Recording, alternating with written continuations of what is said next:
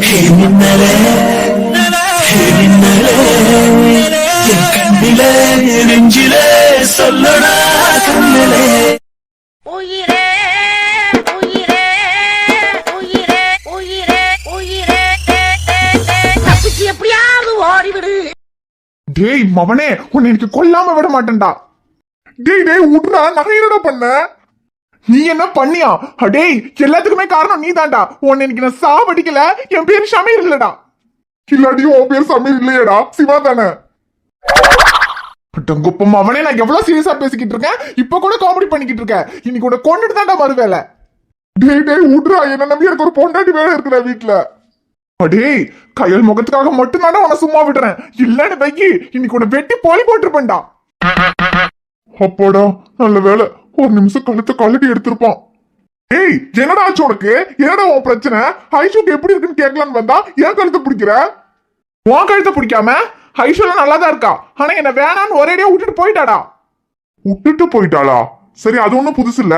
அவ விட்டுட்டு போனதுக்கு எதுக்கு ஏன் மேல கோவப்படுற? அவ விட்டுட்டு போறதுக்கு காரணமே நீ தான்டா. நீ நான் என்னடா பண்ண? நேத்து நைட்டு சரக்கு வேண்டாம் வேண்டாம்னு அவ்வளவு தூரம் சொன்னனே, கேட்டியாடா?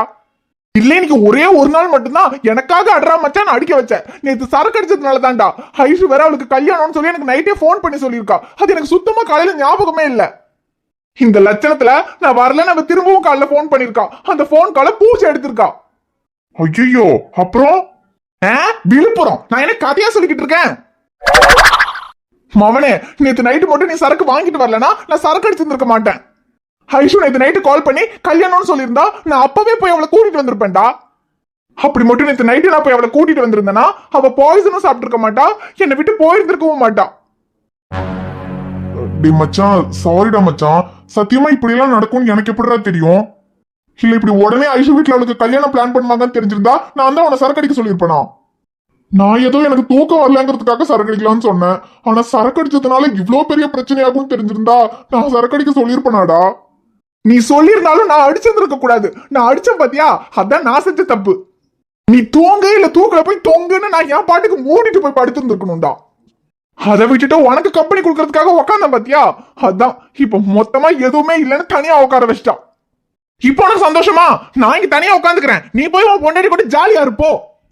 டேய் என்னடா இப்படி பேசுற? இப்ப என்ன, என்னால தானே நீ குடிச்ச, அதனால தானே ஐஷு உன தப்பா புரிஞ்சுக்கிட்டா. அதை நானே சரி பண்றேன், போதுமா? இரு வரேன். டேய் இருடா, எங்க போற? இப்பவே போய் ஐஷுவை பார்த்து என்ன நடந்துச்சுன்னு சொல்ல போறேன். நான் தான் அவனை கம்பல் பண்ணி குடிக்க வச்சேன். சரக்கு அடிச்சதுனால தான் நீ கால் பண்ணி கல்யாணம்னு சொன்னது காலையில உனக்கு ஞாபகம் இல்ல, அதனாலதான் அவன் கல்யாணத்தை நிறுத்த வரலன்னு சொல்றேன். அப்ப நீ ஏன் கல்யாணத்தை நிறுத்த வரலன்னு அவன் புரிஞ்சுக்குவாள்ல.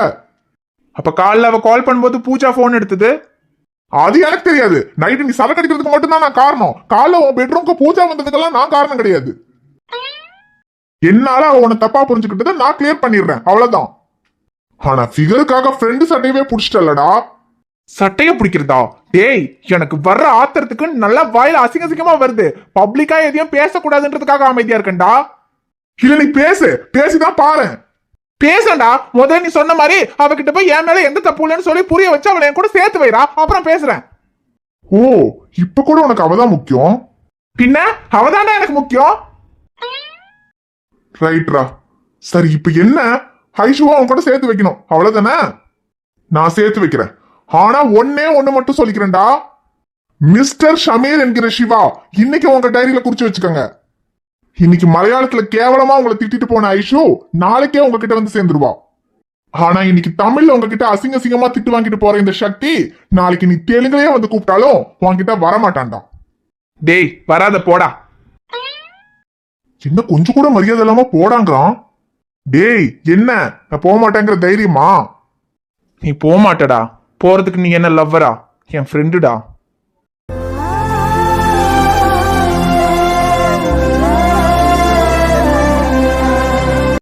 மச்சான் ஃபீல் பண்ணாதடா.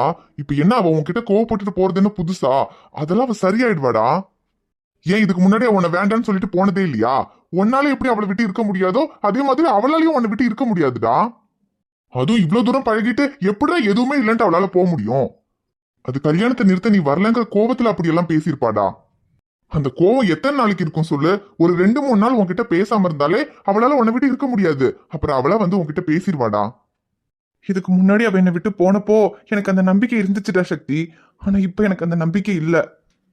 ஏன்னா இங்க பாருடா, நான் அவ காலில் போட்ட மெட்டியவே கழட்டி கொடுத்துட்டா.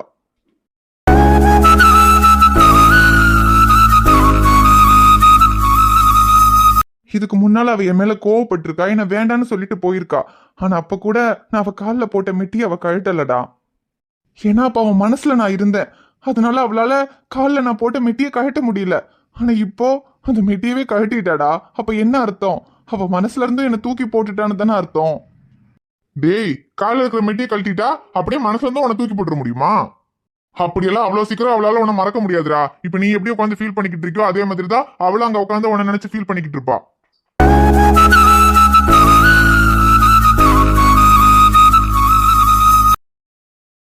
ஐயோ இந்த அபி, ஐயோ பேபியோட போனங்க. பேபி திரும்ப என்ன விட்டு போயிட்டா. பேபிக்கு போன் பண்ணனும். போன்டா. அந்த போன் என்கிட்ட இல்ல அபி. போன் இல்லையா? போன் எங்க போச்சு? அது நான் அவங்கிட்டே கொடுத்துட்டேன். பேபி கிட்ட கொடுத்துட்டியா? ஏன் பேபி கிட்ட கொடுத்த? அப்பா இப்ப எந்த போன்ல எந்த பேபிக்கு போன் பண்ணது? நீ வேற போன் வச்சிக்கியா? நீ வேற போன் வந்து பேபிக்கு போன் பண்ணிட்டாய்ச்சோ. பேபி கிட்ட பேசணும். பேபி எங்க போயிட்டா? எப்ப வருவா கேட்கணும். என்கிட்ட எந்த போனும் இல்ல அபி. எந்த போனும் இல்லையா? அப்ப எப்ப நான் பேபி கிட்ட பேசுறது? எனக்கு பேபி பார்க்கணும். பேபி கிட்ட கூட்டி போய்ச்சோ. இல்ல அபி, என்னால இதுக்கப்புறம் உன்னை அவங்கிட்ட கூட்டிட்டு போக முடியாது. இனிமே உனக்கு அவனை பார்க்கணும்னா நீ அம்மாட்ட போய் கேளு. அம்மாட்ட கேட்கணும். அம்மா கூட்டி போக மாட்டா. நீ தானே சொன்ன பேபி பார்க்க கூட்டி போவ. என்ன கூட்டி போய்ச்சோ. இல்ல அபி, இதுக்கப்புறம் வாழ்க்கையில் அவனை பார்க்கவே கூடாதுன்னு நினைக்கிறேன். என்னால உன்னை அவன்கிட்ட கூட்டிட்டு போக முடியாது. நீ போய் வேற யார்கிட்டயாவது கேளுப்போ. கூட்டி போக மாட்டீங்க. எனக்கு பேபி பார்க்கணும். நீ தானே எப்பவே கூட்டி போவ. அப்ப ஏன் இப்ப மட்டும் கூட்டி போக மாட்டீங்க? எனக்கு பேபி பார்க்கணும். எனக்கு கூட்டி போய்ச்சோ. இல்ல அபி, நான் சொன்னேன்ல என்னால உன்னை அவன்கிட்ட கூட்டிட்டு போக முடியாது அபி. என்னால இதுக்கப்புறம் அவனை பார்க்கவே முடியாது. பார்க்கவும் வேண்டாம். பேபி பார்க்கணும். ஐயா கூட்டி போக மாட்டீங்க. ஐஷுமா, சேட்டா. என்னடா இன்னும் அழுதுட்டு இருக்கியா? ஐயா அதெல்லாம் ஒண்ணும் இல்லை சேட்டா. நான் சும்மா அபிக்கிட்ட பேசிட்டு இருந்தேன். நான் எதுக்கு அழ போறேன்? நீ அழலன்னு உன் கண்ணை பார்த்தாலே தெரியுதுடா. ஐஷுமா, நீ ஃபீல் பண்ண வேண்டிய அவசியமே இல்ல. நீ கொஞ்சம் நார்மல் ஆனதுக்கு அப்புறம் இதெல்லாம் பேசலாம்னு நினைச்சேன். நடந்த எல்லா பிரச்சனைக்கும் காரணம் சித்தி தான். எனக்கும் அவங்க மேல கோவம் இருக்கு. ஆனா நான் அவங்க கிட்ட எதுவும் பேசல. ஏன்னா சித்தப்பாவே அவங்கள ரொம்ப திட்டாரு. அதனால அவங்க வருத்தப்பட்டுட்டு இருக்காங்க. நடந்த விஷயத்துல அவங்க பண்ணது எவ்வளவு பெரிய தப்புங்கிறத அவங்களே இப்ப புரிஞ்சுக்கிட்டாங்க. அவங்களாலதான் உனக்கு இப்ப இந்த நிலைமைன்னு யோசிச்சு அவங்களே ஃபீல் பண்ணிட்டு இருக்காங்க. இதுல நான் வேற போய் அவங்கள திட்டி எதுக்கு தேவையில்லாம அவங்கள கஷ்டப்படுத்தணும்னு தான் நான் எதுவும் பேசல. அப்புறம் இந்த விஷயத்துல என் மேலேயும் தப்பு இருக்கு. நீ இந்த கல்யாணத்துல விருப்பம் இல்லைன்னு சொன்னப்பவே நான் இந்த கல்யாணத்தை நிறுத்தி இருக்கணும். ஆனா சித்தி, இது உன் வாழ்க்கைக்காக நீ நல்லா இருக்கணும்னா இந்த கல்யாணத்தை பண்ணி வைக்கணும்னு எல்லாம் சொல்லும்போது ஒரு நிமிஷம் எனக்கு என்ன பண்றதுன்னு தெரியாம நான் கொஞ்சம் பொறுமையா இருந்துட்டேன். என்னோட பொறுமையாலையும் சித்தியோட அவசரத்தாலையும் தான் இப்ப இப்படியெல்லாம் நடந்துருச்சு. நடந்ததை நம்மளால மாத்த முடியாது.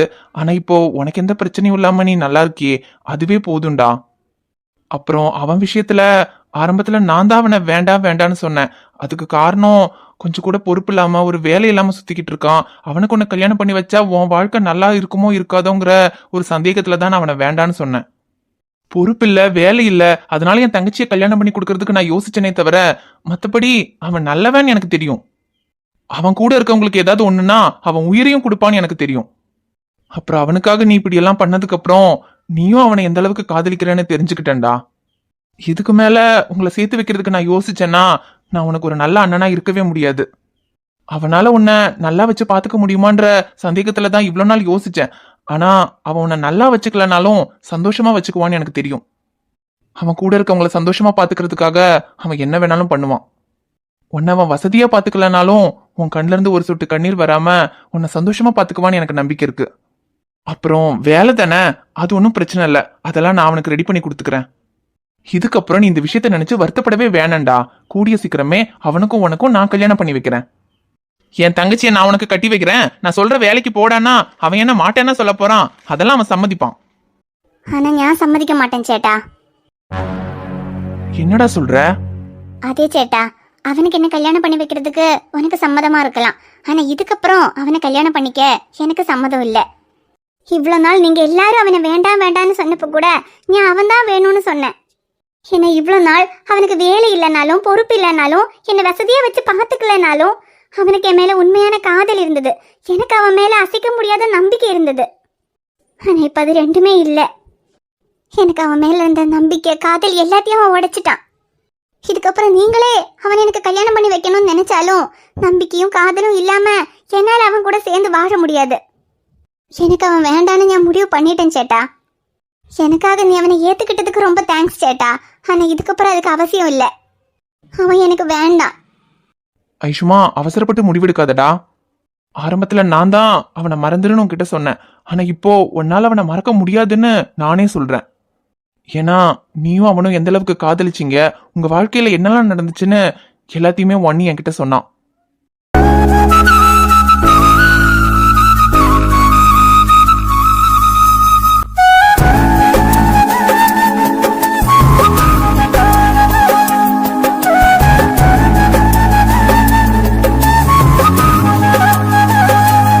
நான் எவனை என் தங்கச்சியோட வாழ்க்கைக்கு பொருத்தமே இல்லாதவன் நினைச்சனோ அவன் தான் என் தங்கச்சியோட வாழ்க்கையவே காப்பாத்திருக்கான்னு தெரிஞ்சதுக்கு அப்புறம் அவனை விட உன் வாழ்க்கைக்கு பொருத்தமான ஒருத்தனை என்னால வேற எங்கேயுமே தேடி கண்டுபிடிக்க முடியாதுன்னு தோணுச்சு. இப்ப நீ ஏதோ அவனை தப்பா புரிஞ்சுக்கிட்டு அவன் மேல இருக்கிற கோவத்துல பேசுற. ஆனா அவனை விட்டு உன்னால இருக்க முடியாதுடா. இதை நான் ஒரு அண்ணனா இல்ல, ஒரு ஃப்ரெண்டா சொல்றேன். உண்மையான காதல் என்னைக்குமே மனசை விட்டு போகாது. உண்மையா காதலிச்சவங்கள என்னைக்குமே வெறுக்கவோ மறக்கவோ முடியாதுடா. பிரிவுங்கிறது கோபத்தினால வர்றது. ஆனா அந்த கோபத்தை விட பெருசு உண்மையான காதல். அந்த காதலுக்கு முன்னாடி இந்த கோவம் எல்லாம் எவ்வளவு நாளைக்கு நிக்கும் சொல்லு? இப்ப வேணும்னா உனக்கு அவன் மேல இருக்கிற கோவம் பெருசா தெரியலாம். ஆனா உனக்கு அவன் மேல இருக்கிற கோவத்தை விட நீ அவன் மேல வச்சிருக்கிற காதல் பெருசு. அந்த காதல் என்னைக்கா இருந்தாலும் அந்த கோவத்தை இல்லாம பண்ணிடும். அதனால கோவத்துல அவசரப்பட்டு எந்த முடிவையும் எடுத்துடாதடா. இல்ல சேட்டா, என் கோவத்திலேயோ அவசரப்பட்டோ இந்த முடிவை எடுக்கல. நல்லா நிதானமா யோசிச்சுதான் இந்த முடிவை எடுத்திருக்கேன். அவனுக்கு வேற எந்த விஷயத்துல பொறுப்பு இல்லைனாலும் பரவாயில்ல சேட்டா. ஆனா அவனுக்கு என் காதல் விஷயத்திலேயே பொறுப்பு இல்லை. பொறுப்பில்லாத காதல் என்னைக்குமே நிலைக்காது. அது மட்டும் இல்ல, விருப்பம் இல்லாத ஒருத்தரை கூட விரும்பிடலாம். ஆனா வெறுத்த ஒருத்தரை திரும்பவும் விரும்ப முடியாது. நான் அவனை வெறுத்துட்டேன் சேட்டா. திரும்பவும் என்னால அவனை என் வாழ்க்கையில ஏத்துக்க முடியாது. இதுக்கப்புறம் எனக்கு இந்த காதல் கல்யாணம் இதெல்லாம் வெறுத்து போச்சு. எனக்கு இது எதுவுமே வேணும்னு இல்லை. இவ்வளோ ஏன் எனக்கு வாழ்க்கையே வெறுத்து போச்சு சேட்டா. எனக்கு வாழணும்னே இல்லை. ஐஷுமா, என்ன பேசுற நீ? நான் உண்மையை தான் சொல்றேன் சேட்டா. என்ன இந்த உலகத்துல ஒரு பொண்ணு முதல்ல நம்புறது பெத்த அம்மா அப்பாவை. அவங்களே என் மனசை புரிஞ்சுக்காம என்னை ஏமாத்திட்டாங்க. அதுக்கப்புறம் ஒரு பொண்ணு நம்புறது அவ உண்மையா காதலிச்சவன. ஆனா அவனும் என் நம்பிக்கையை உடைச்சு என்னை ஏமாத்திட்டான்.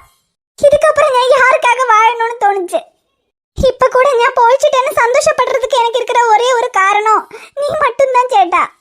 என்ன எல்லா சூழ்நிலையிலையும் என்னோட நல்லதுக்காக மட்டுமே யோசிக்கிறது நீ மட்டும்தான். இதுக்கப்புறம் என் வாழ்க்கையில எனக்கு சேட்டா நீ மட்டும் போதும், வேற யாரும் வேண்டாம்.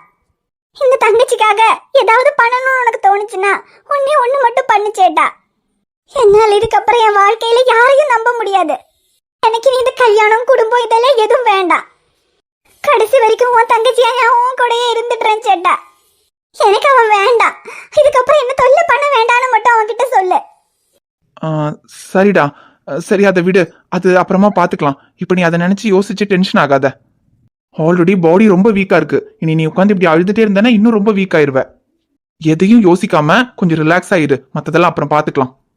அப்புறம் ஏற்கனவே வயிறெல்லாம் புண்ணாயிருக்கு, நேரத்துக்கு கரெக்டா சாப்பிடணும், ஜூஸ் எல்லாம் குடிக்கணும்னு சொன்னல. நீ எதுவுமே சாப்பிடலன்னு ஷைலு சொன்னா, அதான் உனக்காக ஜூஸ் போட்டு கொண்டு வந்தேன். இந்த ஜூஸை முதல்ல குடி.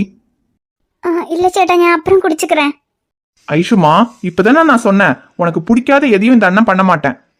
இதுக்கப்புறம் உனக்கு எப்படி இருக்கிறதுக்கு விருப்பமோ நீ அப்படி இரு. யாரும் உன்னை கம்பல் பண்ணவும் மாட்டாங்க, டிஸ்டர்ப் பண்ணவும் மாட்டாங்க. அதை நான் பாத்துக்கிறேன். இப்பதானடா சொன்னேன் உனக்கு இதுக்கப்புறம் இந்த அண்ணன் மட்டும் போதும்னு. இந்த அண்ணன் மேல பாசம் இருந்தா முதல்ல இந்த ஜூஸை குடி. சரி சேட்டா, குடு. ஹாஸ்பிட்டல்ல தான் அவன் கிட்ட கோவமா பேசினா. இப்ப சரியாயிருப்பான்னு நினைச்சேன். ஆனா இப்பவும் கோவமா தான் இருக்கா. கோவமா பேசின இவளே இவ்வளவு ஃபீல் பண்ணிட்டு இருக்கா. அப்ப அவன் எவ்வளவு ஃபீல் பண்ணிட்டு இருப்பான்னு தெரியல.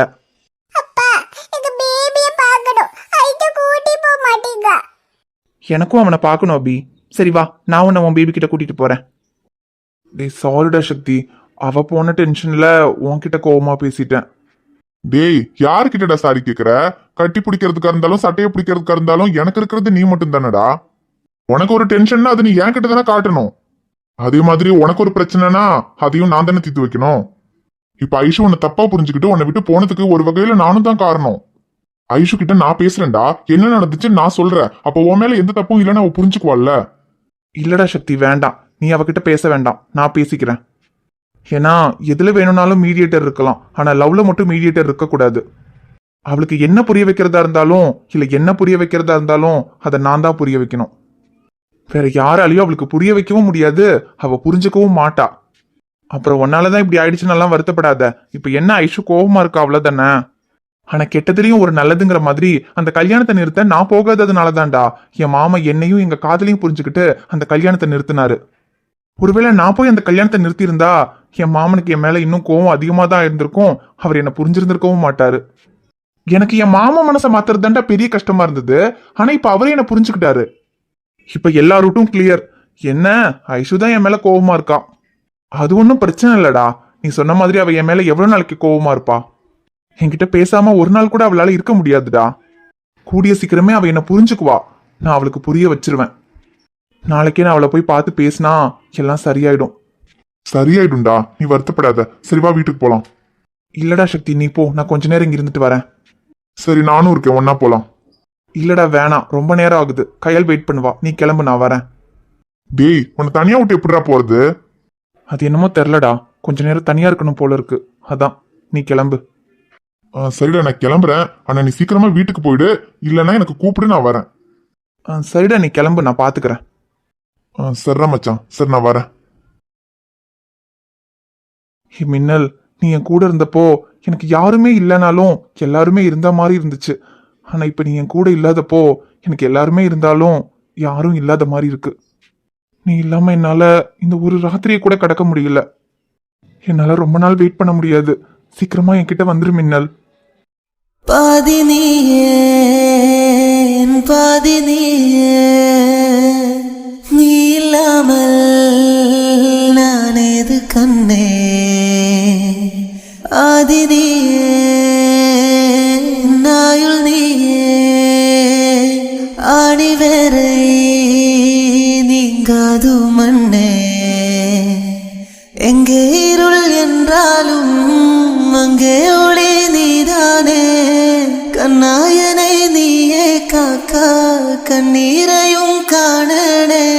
நீண்ட தூரம் போன போதும் நீங்குமோ காதலே.